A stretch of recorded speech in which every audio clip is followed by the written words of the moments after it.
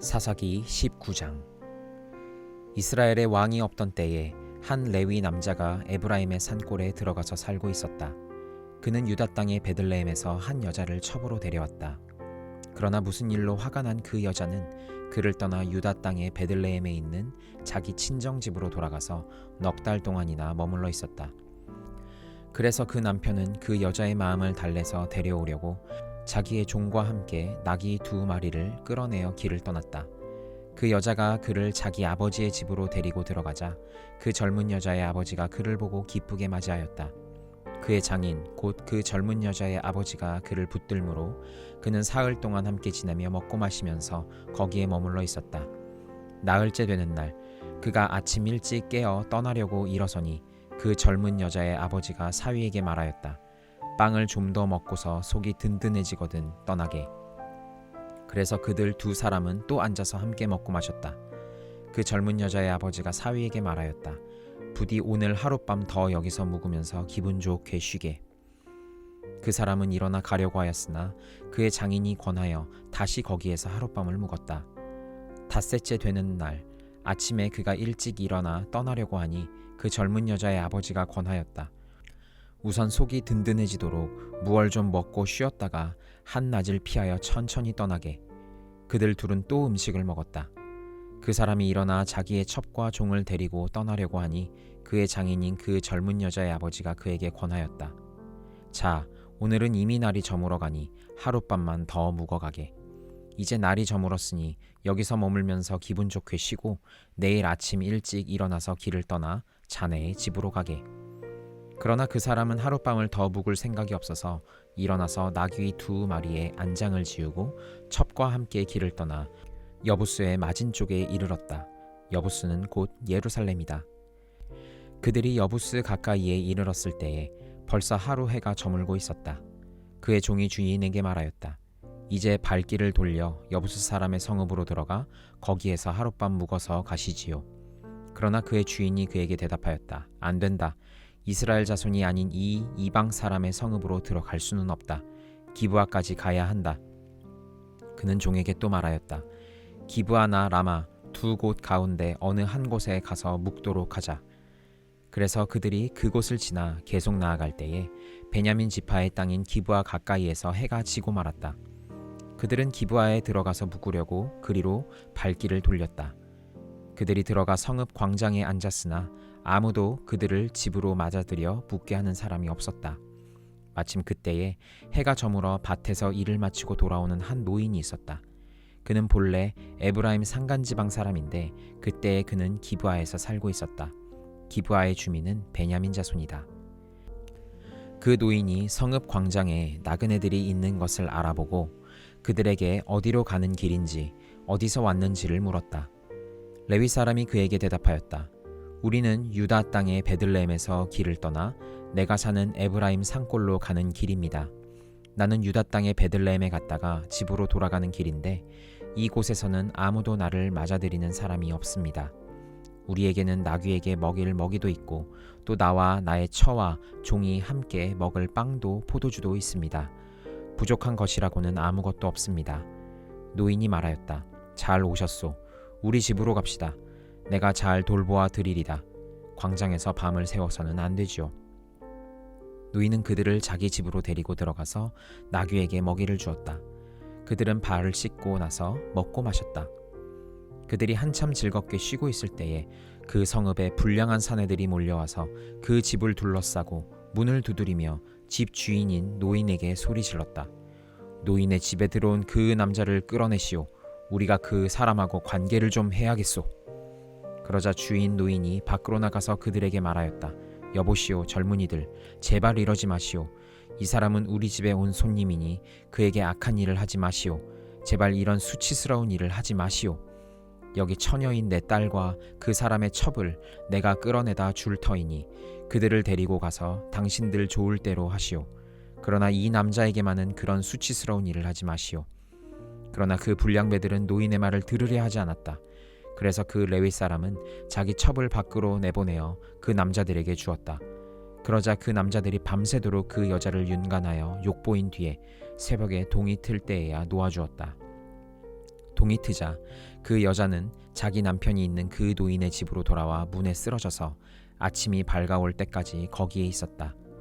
그 여자의 남편이 아침에 일어나서 그 집의 문을 열고 떠나려고 나와 보니 자기 첩인 그 여자가 두 팔로 문지방을 잡고 문간에 쓰러져 있었다. 일어나서 같이 가자고 말하였으나 아무 대답이 없었다. 그는 그 여자의 주검을 나귀에 싣고 길을 떠나 자기 고장으로 갔다.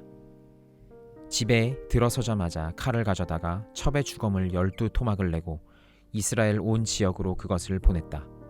그것을 보는 사람들마다 이구동성으로 말하였다.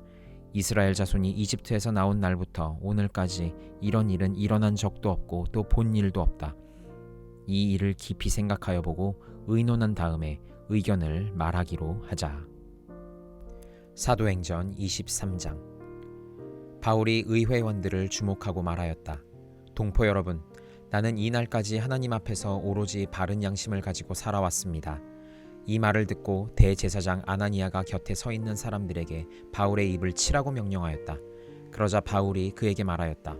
회칠한 벽이여, 하나님께서 당신을 치실 것이요, 당신이 율법대로 나를 재판한다고 거기에 앉아 있으면서 도리어 율법을 거슬러서 나를 치라고 명령하시오? 곁에 서 있는 사람들이 말하였다. 그대가 하나님의 대제사장을 모욕하오. 바울이 말하였다. 동포 여러분, 나는 그가 대제사장인 줄 몰랐소. 성경에 기록하기를 너의 백성의 지도자를 욕하지 말아라 하였소. 그런데 바울이 그들의 한 부분은 사두개파 사람이요 한 부분은 바리새파 사람인 것을 알고 의회에서 큰 소리로 말하였다. 동포 여러분, 나는 바리새파 사람이요 바리새파 사람의 아들입니다. 나는 지금 죽은 사람들이 부활할 것이라는 소망 때문에 재판을 받고 있습니다. 바울이 이렇게 말하니 바리새파 사람과 사두개파 사람 사이에 다툼이 생겨서 회중이 나뉘었다. 사두개파 사람은 부활도 천사도 영도 없다고 하는데 바리새파 사람은 그것을 다 인정하기 때문이다. 그래서 큰 소동이 일어났다. 바리새파 사람 편에서 율법학자 몇 사람이 일어나서 바울 편을 들어서 말하였다. 우리는 이 사람에게서 조금도 잘못을 찾을 수 없습니다. 만일 영이나 천사가 그에게 말하여 주었으면 어찌하겠습니까? 싸움이 커지니 천부장은 바울이 그들에게 찢길까 염려하여 군인더러 내려가서 바울을 그들 가운데서 빼내어 병영 안으로 데려가라고 명령하였다. 그날 밤에 주님께서 바울 곁에 서서 말씀하셨다. 용기를 내어라. 내가 예루살렘에서 나의 일을 증언한 것과 같이 로마에서도 증언하여야 한다. 날이 새니 유대 사람들이 모의하여 바울을 죽이기 전에는 먹지도 마시지도 않겠다고 맹세하였다. 이 모의에 가담한 사람은 40명이 넘었다. 그들이 대제사장들과 장로들에게로 가서 말하였다. 우리는 바울을 죽이기 전에는 아무것도 입에 대지 않기로 굳게 맹세하였습니다. 그러니 이제 여러분은 의회와 짜고서 바울에 관한 일을 좀 더 정확하게 알아보려는 척하면서 천부장에게 청원하여 바울을 여러분 앞에 끌어내어 오게 하십시오. 우리는 그가 이곳에 이르기 전에 그를 죽여버릴 준비를 다 해놓았습니다. 그런데 바울의 누이의 아들이 이 음모를 듣고 서둘러 가서 병영으로 들어가 바울에게 그 사실을 일러주었다. 그래서 바울은 백부장 가운데 한 사람을 불러놓고 말했다.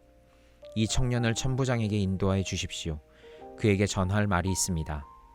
백부장이 그를 데리고 천부장에게로 가서 말하였다.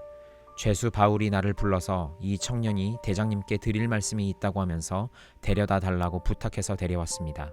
천부장이 청년의 손을 잡고 아무도 없는 데로 데리고 가서 물어보았다. 내게 전할 말이 무엇이냐? 그가 대답하였다. 유대 사람들이 바울에 관해서 좀 더 정확하게 캐물어 보려는 척하면서 내일 그를 의회로 끌어내어 오게 해달라고 대장님께 청하기로 뜻을 모았습니다. 그러니 대장님은 그들의 말에 넘어가지 마십시오.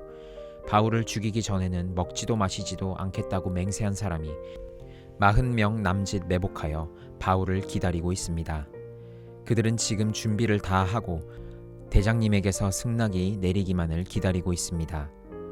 천부장은 그 청년에게 이 정보를 내게 제공하였다는 말을 아무에게도 하지 말아라 하고 당부한 뒤에 그를 돌려보냈다.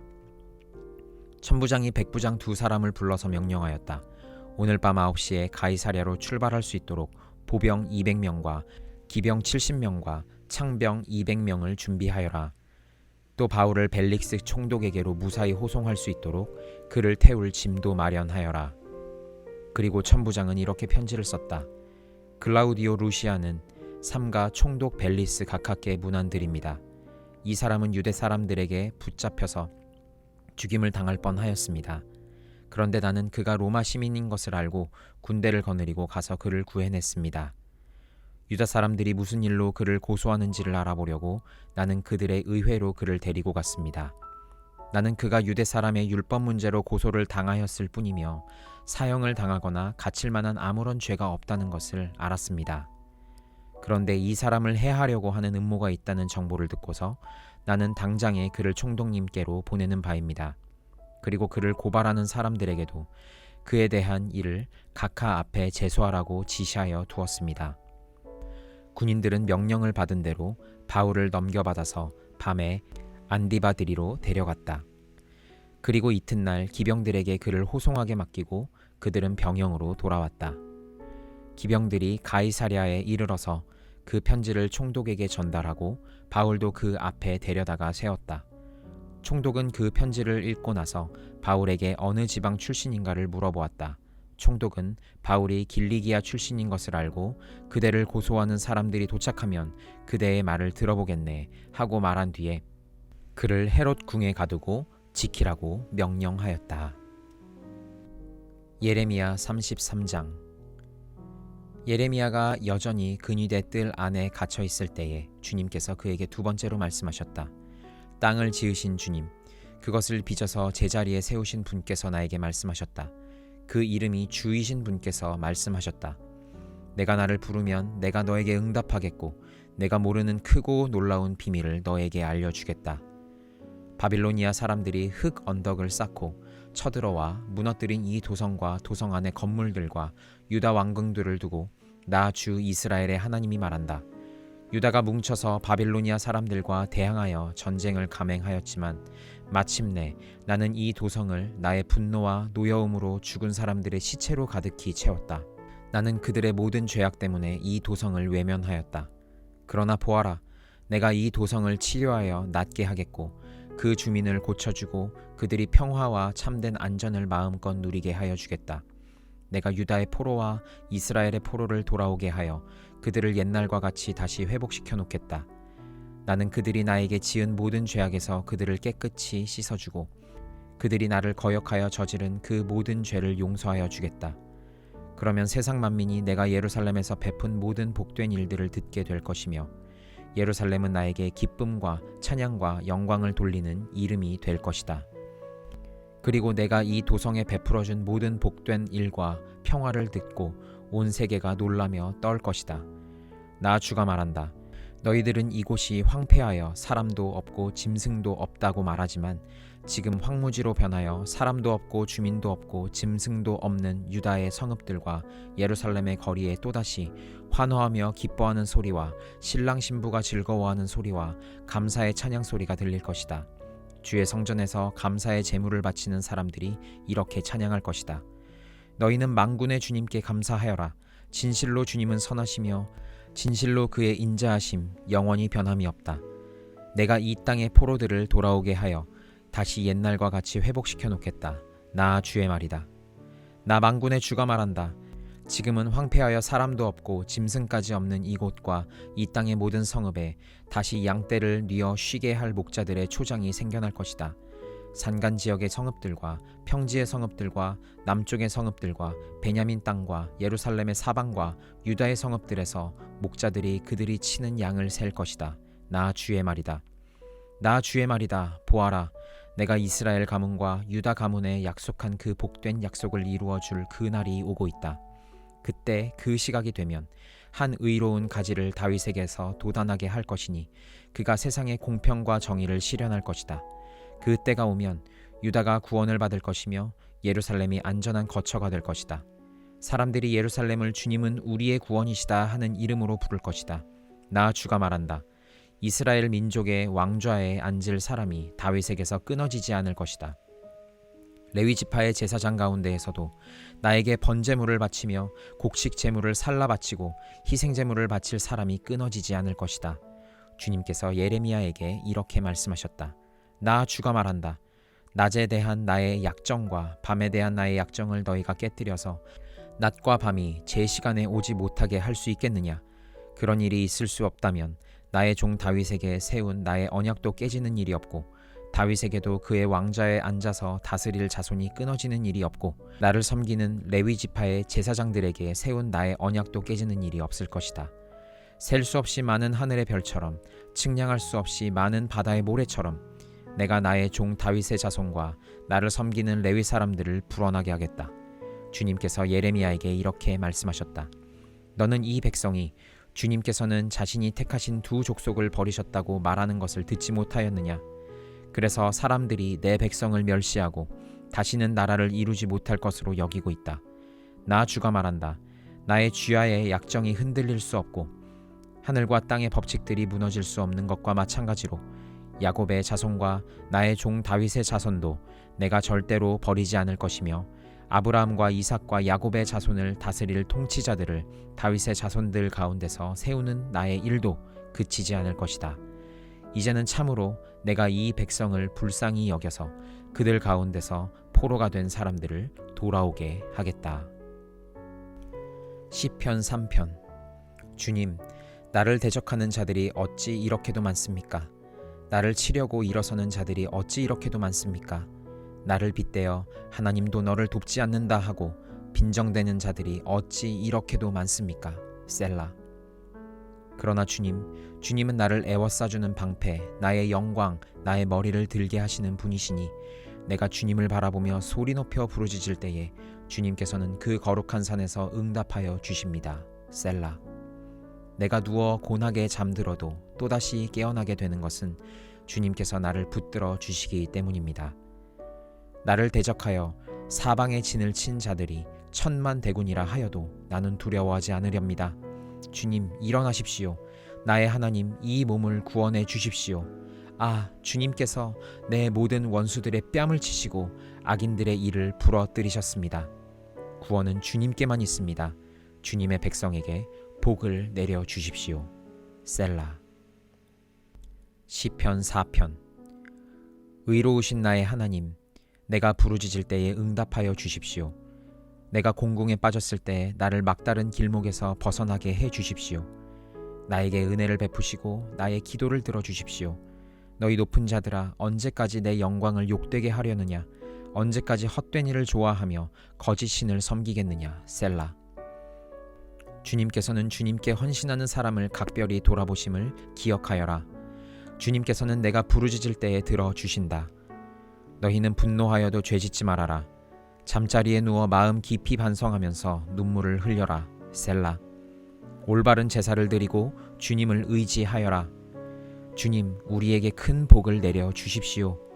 누가 우리에게 좋은 일을 보여줄 수 있을까 하며 불평하는 사람이 많이 있습니다. 그러나 주님의 환한 얼굴을 우리에게 비춰 주십시오. 주님께서 내 마음에 안겨주신 기쁨은 햇 곡식과 새 포도주가 풍성할 때에 누리는 기쁨보다 더 큽니다.